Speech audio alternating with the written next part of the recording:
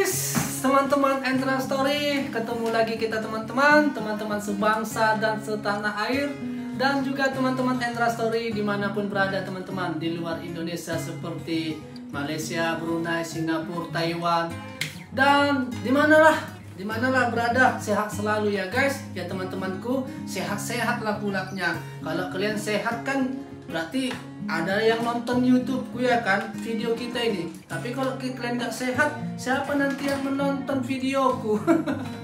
Sehat-sehatlah kita ya teman-teman. Dan guys, hari ini aku membersihkan aku dulu teman-teman, membersihkan rumahku yang kecil ini teman-teman. Walaupun kecil rumah ini haruslah dibersihkan. Karena apa? Petugas balai kecamatan kami mau datang guys. Mau datang di sini mengecek kondisi istriku, mengecek kondisi baby Sora kami, dan juga nanti memberikan pelatihan bagaimana cara memberikan makanan yang bergizi untuk bayi, dan juga kurasa nanti pelatihan seperti bagaimana cara merawat bayi dan sebagainya lah teman-teman. Yang biasanya setiap minggu ditelepon sama petugas kecamatan kan, khususnya petugas kecamatan bagian posyandunya, bagian ibu hamil, bagian baby posyandu lah. Tahu kalian posyandu kan? Posyandu tahu kan? Posyandu itu apa? Kalau di Indonesia kan adanya itu kan posyandu kayak puskesmas, bagian kecamatannya ada puskesmas posyandunya, seperti itulah teman-teman. Jadi di sini juga gitu, ada petugas posyandunya untuk bagian-bagian ya baby, ibu hamil segala macam. Ada juga bagian yang lansianya, ada yang bagian masyarakat umumnya, adalah bagian-bagiannya teman-teman. Dan kebetulan ya inilah posyandu kecamatan kami. Pemerintah kecamatan desa kami ini memerintahkan posyandunya lah untuk mengecek semuanya lah gitu, bagian kesehatan istri, kesehatan anak, bimbingan merawat baby dan sebagainya teman-teman. Biasanya telepon setiap minggu, bagaimana keadaan, apa yang kurang Lastri gitu kan, apa kendala, sehat, aman bu, tenang aja, nggak apa-apa kok, bagus. Baru minggu depannya lagi ditelepon, halo Lastri, piye kabare? Api-api ae bu. Oh bagus. Cemana Sora? Aman bu. Bagaimana makanannya? Ada yang kurang? Aman. Gitu teman-teman, dikontrol guys. Jadi ini mau datang orang itu teman-teman, mau datang petugas posyandunya secara langsung, termasuk juga untuk mengambil data-data karena kan anak kami ini harus terdaftar secara administratif, namanya sebagai warga desa ini kan, biar nanti lebih mudah lagi teman-teman. Ketika nanti anak kami si Sora ini, anak kita ini nanti sudah 6 bulan ataupun di bawah 6 bulan, bisa kita titip nanti ke posyandunya, dijaga gitu teman, dijaga gratis. Karena kan misalnya istriku kerja, aku kerja kan gak ada yang jaga, bisa kita titipkan teman-teman, dijagakan sama orang itu gitu. Itulah tanggung jawab mereka, itulah tanggung jawab pemerintah ini, gitulah teman-teman. Dijagakanlah si Sora ini sampai nanti misalnya udah setahun atau setahun 2 tahun, disekolahkanlah TK secara gratis di sini, tetap dirawat oleh pemerintah desa kami ini ya. Nggak tahu lah kalau yang lain-lain punya peraturan yang lain, nggak tahu, tapi beginilah program tempat kami ini teman-teman. Itu dia guys. Jadi mau buku bersihkan ini biar enak dilihat. Biar enak dilihat, jangan jorok kali kan. Itu ya teman-teman. Baru alah, karena nggak adanya apa? Karena kekurangan anaknya di Jepang, makanya mau dikontrol anak bayi, dijaga-jaga karena nggak ada keturunan generasi. Makanya udah gitu Jepang. Nggak ada gitu teman-teman. Nggak ada istilah gitu. Ini adalah istilah kewajiban dan tanggung jawab. Kewajiban masyarakat Jepang membayar pajak dan mengikuti peraturan-peraturan yang ada. Kan gitu. Tanggung jawab pemerintah apa? Ya inilah mensejahterakan masyarakatnya, melayani masyarakatnya, melindungi masyarakatnya. Itulah tanggung jawab pemerintah Jepang. Kewajiban masyarakat Jepang membayar pajak, mengikuti peraturan-peraturan yang ada. Itu teman-teman, ini bukan masalah di Jepang populasinya berkurang, nggak ada lagi generasinya, udah mau punah. Mana ada gitu teman-teman. Jepang, biar kalian tahu, Jepang ini nomor 11 terbanyak penduduknya di bumi ini teman-teman. Nomor 11 di dunia. Dengan jumlah total kurang lebih 124 juta jiwa. Bayangkan 124 juta jiwa penduduknya Jepang. Gimana caranya mau punah? Jadi nggak ada alasan karena kami dikontrol oleh kecamatan karena ada bayi. Karena bayi di Jepang kekurangan generasi. Bukan itu. Ini adalah pekerjaan tugas posyandu kecamatan kami. Kalau lansia, ada juga yang dikontrol petugas bagian lansia. Masyarakat umum, ada juga petugas yang mengontrol masyarakat umum. Gitu teman-teman.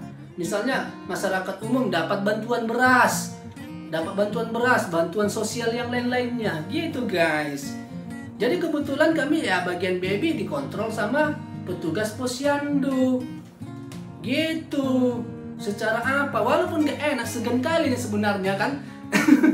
sebagai masyarakat Indonesia kan gak pernah mendapatkan pelayanan seperti ini kan, segan juga kan, didatangi, dijaga, apalah, baik kali lah pegawainya, segan sendiri. Tapi memang pekerjaan orang ini seperti itu guys. Jadi ini bukan istilah masalah populasi, bukan masalah generasi Jepang gak ada, bukan. Penduduk Jepang 124 juta jiwa, nomor 11 terbanyak di dunia, guys, teman-teman. Ya, benar.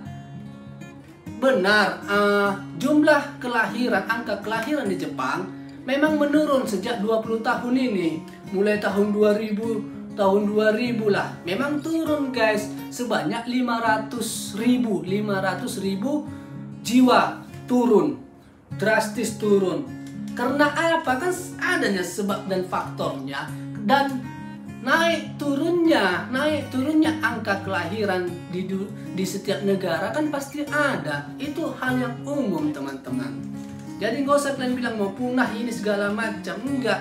Itu biasanya naik dan turun angka kelahiran di setiap negara. Kalau faktor di Jepang angka kelahiran itu turun, itu karena ekonomi. Karena ekonomi Jepang sejak tahun 2000 ke atas itu sedikit tidak bagus guys. Jadi apa-apa itu mahal. Karena standar punya anak di Jepang ini tinggi, masyarakatnya teman-teman, tinggi. Bukan asal cetak udah, asal cetak anak udah, asal cetak enggak udah gitu. Bukan. Di Jepang punya anak itu dipikirkan. Misalnya menikah, kita mau bikin berapa anak kita, cemana nanti biayanya ini, cemana nanti vitaminnya, bagaimana nutrisarinya, bagaimana pendidikannya, semua dipikirkan teman-teman. Iya ya udahlah, satu aja lah anak kita, ekonomi kan mahal.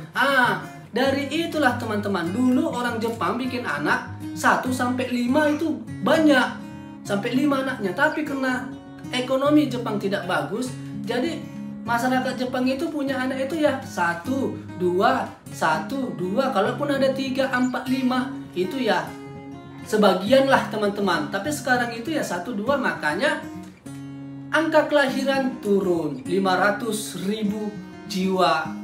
Angka kelahiran turun teman-teman. Jadi bukan punah. Dan bukan pula orang Jepang nggak mau punya anak. Mau. Tapi punya anak 1, 2 gitu teman-teman. Karena tinggi. Tinggi. Pokoknya apalah. Punya anak di Jepang ini. Tinggi apanya guys? Apanya tinggi? Itunya apalah dibilangnya, kualitasnya. Pokoknya itulah teman-teman, standarnya tinggi, standarnya. Kalau di Jepang ini bukan asal dicetak udah, nggak urus kita mau cemana nanti pendidikannya, mau cemana nanti kesehatannya, mau cemana nanti vitaminnya, kita nggak urus kan. Kalau di negara tetangga misalnya kan, dia asal dicetakin aja, dicetakin, udah habis dicetak, udah diabaikan pendidikan vitaminnya, gitu kan. Terakhirnya stres, cemana ini, cemana? Itu pun stres dibuat lagi kan, dicetak lagi. Akhirnya apa? SDM-nya, sumber daya manusianya nggak ada. Itu teman-teman, main-main cetak, tapi tidak diperhatikan di situnya. Gitu SDM-nya lah. Termasuk aku, SDM-nya lemah. Karena waktu anak-anak nggak ada vitaminku. Pendidikanku pun nggak ada, gitu-gitu aja pendidikannya. Itu teman-teman. Jadi standar punya anak di Jepang ini tinggi, pendidikan, nutrisi, jadi semua dipikirkan. Jadi kembali ke cerita kita ini, biar jangan melenceng kalian bilang, di Jepang gak ada generasi, makanya diperhatikan. Enggak, bukan di situ teman-teman. Tapi lebih ke tanggung jawab. Kita memberikan kewajiban kita kepada pemerintah, pemerintah memberikan ke tanggung jawabnya, melayaninya kepada masyarakat, melayani masyarakat. Itulah teman-teman. Jadi yang mau datang ini, itulah pegawai kecamatan kami bagian posyandu. Nanti kalau bagian lansia, bagian masyarakat umum, bagian masyarakat umum, bansos, bantuan sosial gitu kan. Jadi ada bagian-bagiannya teman-teman. Itu. Jadi inilah mau dikontrol.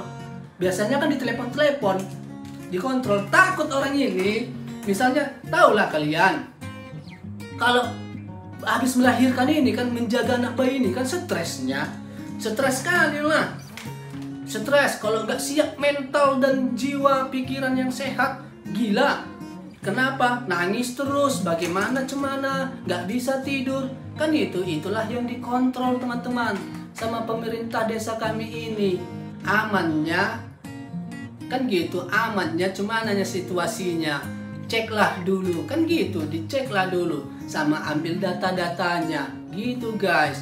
Karena kan kalau menjaga anak bayi ini kan itu stres.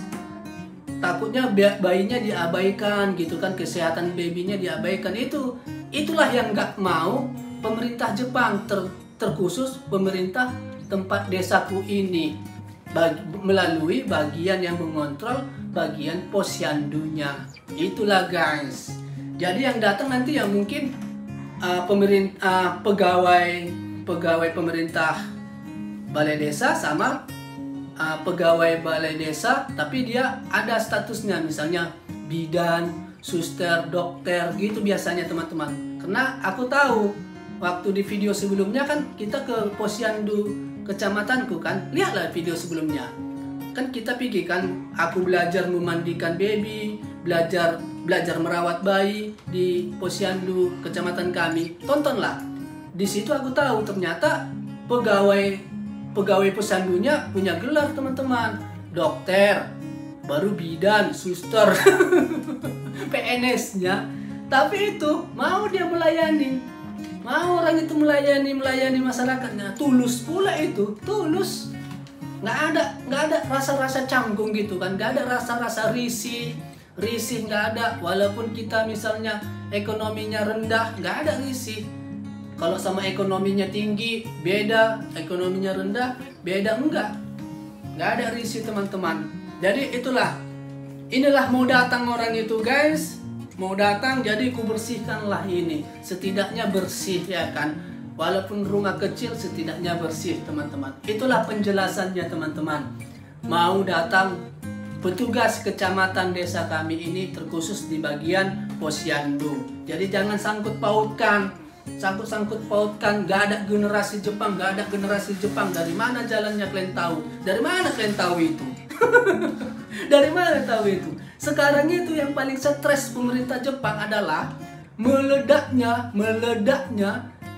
populasi masyarakat Jepang tinggal di pusat kota. Itu yang stres. Itu yang bukan masalah generasi yang stres. Kalau masalah generasi bisanya ditekankan kepada masyarakat, punya anak dikasih nanti sekian. Itu bisanya cepatnya itu guys, masalah itu. Karena jumlah penduduk Jepang pun 124 juta jiwa. Cepatnya itu guys. Yang paling penting sekarang meledaknya, membeludaknya over lagi itu di pusat-pusat kota. Orang Jepang ini suka tinggal di pusat kota, teman-teman. Suka dia di pusat kota, jadi meledaklah banyak tadi. Sakitlah kepala pemerintah Jepang saat ini. Makanya pemerintah Jepang, siapa yang mau tinggal di desa-desa diberi lahan pertanian seluas apapun, dikasih satu gunung itu pun nggak apa-apa, asalkan tinggal di situ untuk bertani. Mau seberapa hektar pun dikasih, asalkan tinggal di desa-desa. Dikasih biaya modal bertani, dikasih biaya segala macam, dikasih uang 100 juta. Itu guys, siapa yang mau tinggal di desa-desa? Di desa-desa ya. Makanya Jepang ini desanya kelihatan sunyi. Apalagi udah banyak yang nggak berminat pemuda-pemudanya di Jepang ini tinggal di desa kan. Jadi banyak yang sunyi-sunyi, makanya pemerintahnya bikin gitu. Baru dikasih rumah secara gratis. Kalau mau tinggal di desa-desa dikasih rumah secara gratis, dikasih tanah besar. Bukan dikasih ya, dikasih pinjam. Dikasih pinjam teman-teman, bukan dikasih. Nggak ada dikasih-kasih ya. Dikasih pinjam, dikasih pakai, gitulah. Nggak dikasih. Kalau mau memiliki tanah, mahal kali harga tanah di Jepang ini teman-teman. Beli rumah mahal kali. Harga rumah di sini 3 miliar teman-teman. Adik iparku 3 miliar harga rumah. Udahlah kok melenceng cerita kita. Udah kok jadi cerita itu pula ya kan. Jadi itulah teman-teman, aku bersihkan rumahku dan kita nanti lihat pegawainya. Mudah-mudahan bisa lah memvideokan ya kan. Tapi nggak enak juga, di mana aku bikin video-videonya ya. Nggak mungkin ku videokan gini, ku videokan orang itu kan, ku videokan nanti gini. Nggak enak ya kan. Mana boleh gitu ya kan guys. Nantilah itu. Oke lah teman-teman, ku bersihkanlah di rumahku ya. Ikutin terus Endra Story. Nah, kita bersihkanlah guys. Dan guys, tadi ada salah ku bilang teman-teman. Kata istriku, salah itu suamiku yang kau bilang itu katanya. Yang mana istriku? Ku bilang kan. Tadi ku dengar kau bicara itu setelah udah 3 bulan ataupun 6 bulan bayi kita dititipkan gratis gitu. Enggak gratisnya rupanya teman-teman. Bayarnya mentitipkan apa? Sekolah TK tapi 3 bulan udah bisa di TK kan. TK ibaratnya TK apa lah itu ya kan. TK menitipkan anak. Tapi itu bayar, bukan gratis kata istriku. Bayarnya guys gratis kalau nggak mampu kali teman-teman. Misalnya nggak mampu kali lah, udah ekonominya kecil lah, itu baru gratis guys. Tapi kalau mampu ekonominya bayar teman-teman. Jadi tadi ku bilang kan gratis kan, dititipkan anak 3 bulan 6 bulan gitu kan. Bayarnya rupanya guys, salah laku di situ teman-teman. Dan ini dia udah selesai kita sedot-sedot pakai mesin tadi. Bising kalinya sebenarnya pakai mesin sedot-sedot tadi. Tapi itulah di sini gitunya. Zzz, katanya. Bising. Harus pakai sedot-sedotnya kata istriku. Oke lah, udah selesai pakai sedot-sedot itu. Masuklah kita pengepelan teman-teman. Kita pel lah ya kan. Biar nanti tamu kita ini pun datang. Wah bagus, bersih, pembersihnya orang ini kan gitu. Pembersihnya yang punya rumah ini. Walaupun sederhana kan gitu kan guys. Nah kita bersihkanlah teman-teman. Dan kain pelnya pun macam gini ya kan. Setahuku kain pel apa dia, kayak sumbu-sumbu kompor. Tahu kalian sumbu-sumbu kompor kan? Kan gitunya kain pel kita. Pakai ember dicelup-celupkan, diperas. Apa kayak sumbu-sumbu kompor itu kan? Kayak benang-benang. Gitu kan guys. Tapi ini macam gini dia teman-teman. Cuman sehelai kainnya ku tengok ini. Nah ini dia. Tapi enak teman-teman. Enak guys. Enak dia. Kayaknya nyaman gitu membersihkan. Tergantung lantai ya. Kalau di lantai di rumah kita pulanya semennya kan. Rumahku. Kalau rumahku dulu semen. Tapi sekarang udah keramik-keramik semua kan. Batu. Mungkin faktor lantai juga ya kan guys. Faktor lantai. Ngapain kau istriku? Ngapain kau situ? Ini kalau di Jepang ini kan rata-rata lantainya kayu. kayu teman-teman. Jadi mungkin seperti inilah rasa ya kan. Makanya macam gini kain pelnya. Kalau kita keramik batu dia. Jadi harus yang keras dia kayak sumbu-sumbu kompor itu kain pelnya. Oke, sudah selesai kain pel. Sudah selesai kain pel. Sudah selesai ngepelnya teman-teman. Udah segar kali nih. Segar lah, udah mantap ini. Udah harum, fresh dia. Ya kan, panas-panas pakai AC. Baru dipel lagi, apa nggak fresh ya kan udaranya ya kan teman-teman. Tamunya pun nanti nyaman datang. Tamu dari balai kecamatan mesti kali datang ya kan. Tapi memang gitulah namanya tugas mereka ya kan. Rajin. Gitu orang ini di sini guys, rajin kali. Sama kayak polisinya. Polisinya pun gitu. Dipanggil dikit-dikit datang, dipanggil dikit-dikit datang. Enggaknya masalah-masalah besar datang. Orang ini pun gitu petugas balai kotanya. Bagian lansia-lansia juga ada. Halo anakku. Tidur kau anakku. Jangan kau tidur dulu, mau datang apa?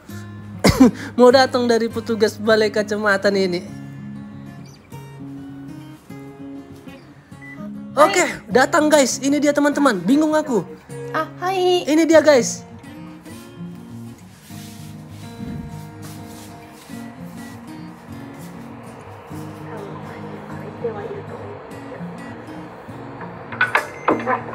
Datang teman-teman. Oh, 2 orang ini. Satu apa? Satu udah tua. Oh, bidan ini guys.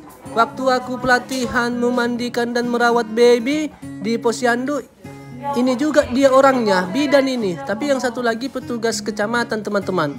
Bidan ini teman-teman. Nah, dari sinilah kita videokan orang ini ya guys.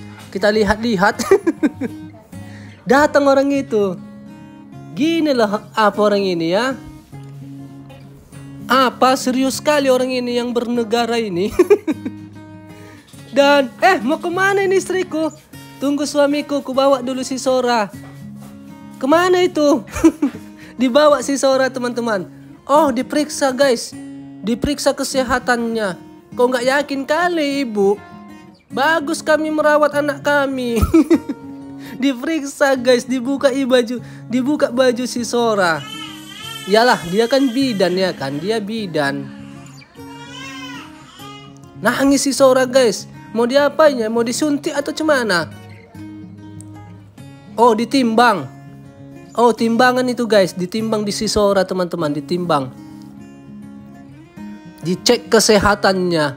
Dicek kesehatan baby kami. Mesti kali gini ya, serius kali lah orang ini ya. Diperhatikan betul memang ya kan. Diperhatikan memang. Entah apa hubungannya. Kalau di tempat kita kan udah nggak ada ya kan. Melahirkan. Udah nggak ada. Nggak ada lagi yang lain-lain. Ini ikut campur pemerintah. Ikut campur pemerintahnya teman-teman. Baik dalam kesehatan baby, kondisi fisik istri, kondisi ekonomi yang melahirkan bagaimana, mampunya beli alat-alat baby ataupun vitamin baby, cemananya, apanya pekerjaannya, gitu guys. Karena apa? Aku juga suaminya apa pekerjaan, gitu teman-teman. Ditanya pekerjaan kami guys. Mungkin mampu nggak orang ini ekonominya, gitu guys. Kalau nggak mampu biar dibantu. Dan diapain lagi nih? Diapain lagi anak kami ini? Nangis si Sora. Diukur guys.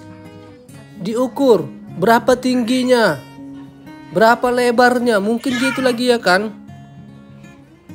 Nah, ibu ini bidan ini teman-teman. Istilahnya bidan lah kalau di Indonesia.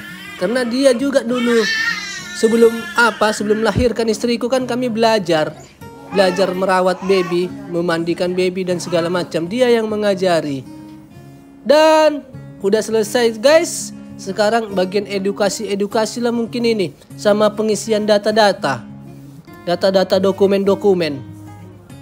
Nah, istriku itu dikasih pencerahan lah itu mungkin ya kan. Dari sini aja kita memvideokan teman-teman. Gak enak aku dari situ memvideokan. Oke, sudah selesai teman-teman. Sudah pulang tamu kita guys. Sudah pulang orang ini. Lama juga loh guys teman-teman. Lama juga. Ada 3 jam. Ada 3 jam teman-teman. Serius 3 jam lebih. Ada 3 jam lebih orang ini.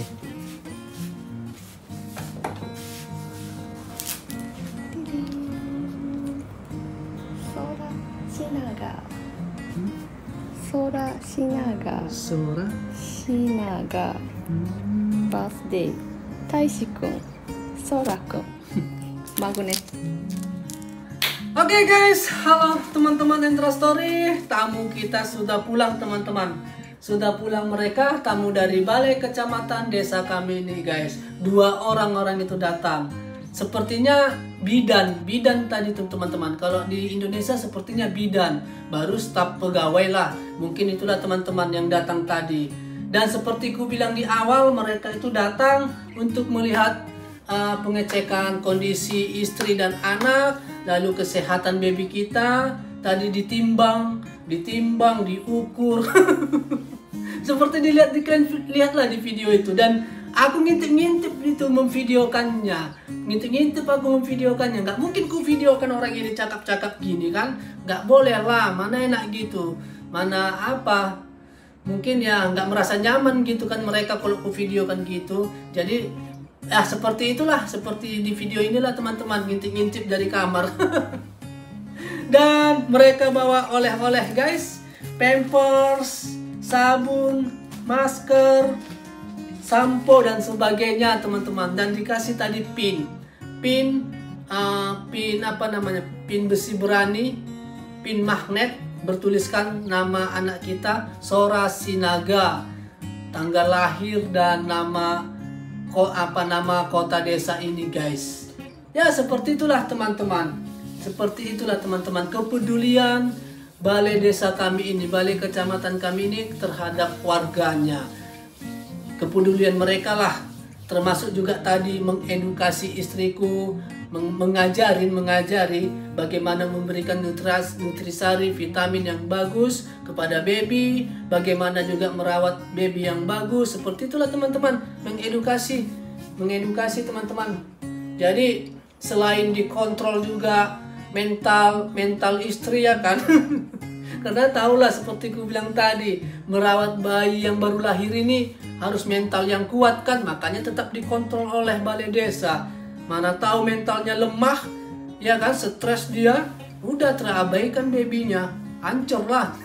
Makanya dikontrol. Itu guys. Selain itu juga minta data biar dapat bantuan gitu kan. Karena si Sora kami ini kan udah ada dia dapat bantuan. Udah per 3 bulan itu dia udah dapat si Sora ini 1,5 juta per bulan bantuan teman-teman dari pemerintah Jepang ini guys. Khususnya dari balai desa kami ini. Begitulah teman-teman kepedulian mereka ini. Pemerintah Jepang ini khususnya balai kecamatanku ini segan juga kan. Segan juga lah. Baik kali ya kan. Peduli kali orang ini, serius sekali bekerja ya kan. Mesti kali gitu ya kan, serius sekali orang ini. Entahlah. Itulah teman-teman, terima kasihlah sudah menonton guys. Sudah menonton video kita kali ini. Jadi kalau ada informasi yang salah, pengucapanku yang salah, mohon maaf ya teman-teman. Cumanalah apa yang kulihat dan kujalanin di sini, itu yang ku kasih tahu, itu yang ku sampaikan sama kalian informasinya teman-teman. Apa yang ku jalanin, apa yang ku lihat, itu yang ku sampaikan. Jadi itu pun kalau ada yang salah informasi yang ku berikan, mohon maaf lah ya teman-teman. Salah laku di situ. Ya kan, mungkin di daerah-daerah yang lain-lain itu berbeda-beda. Ya kan, mungkin berbeda-beda. Tapi inilah daerahku. Inilah nyatanya, inilah buktinya. Kan itu. Inilah buktinya. Oke guys, sampai jumpa kita di Endra Story selanjutnya. Sehat selalu teman-temanku sebangsa dan setanah air, dan teman-teman di luar Indonesia, Malaysia, Brunei, Singapura, Taiwan, Eropa dimanapun berada. Sampai jumpa di Endra Story selanjutnya guys. Bye bye teman-teman.